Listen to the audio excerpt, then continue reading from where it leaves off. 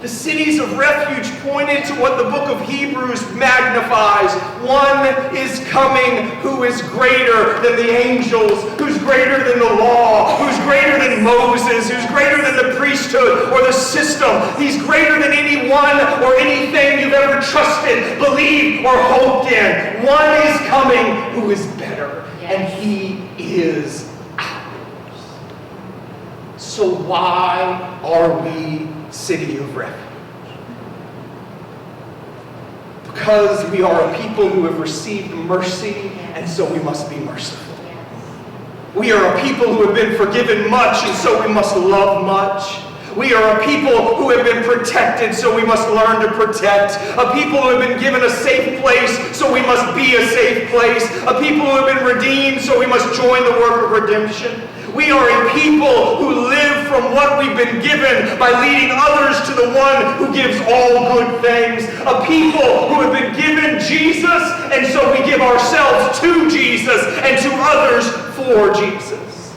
We are a people who know now that our lives are not our own. We've been bought with a price, so we must glorify God with our bodies. A people who believe that we no longer live, but Christ lives in us. A people who pray and live for Jesus to be glorified and souls to be redeemed, because when we were far from God, when we again were still sinners, when we were his enemies, Jesus died for us and then rose to give us new life so that we would live no longer for ourselves, but for him who died and was raised.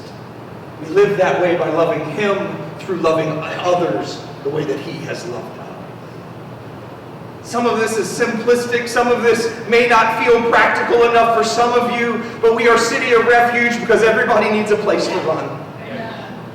Everybody needs a place to run. You needed one. I needed one. Everybody needs a place to run. I love in the resurrection story that when the women went back and told the apostles that we see Peter run. Because while everybody needs a place to run, I also believe this: there is a runner in every crowd of people. That if we would be willing to share, to speak up, to stand up, we would find that there is someone whose heart is ready. There is someone whose mind has already been ready. There's someone like the woman at the well who doesn't even know she's been drawn out for such a time as this. And so if we would be willing not to look around and say, well, who's going to listen? But to believe, you know what? I believe in every crowd there's somebody listening. I believe in every group there's somebody ready to run. I believe that God has made a way for someone every time he calls me somewhere. And so my calling is just let it rip. Yes. Let it fly. Let everybody know there is a lover of your soul. There is a place of safety. There is a place of refuge.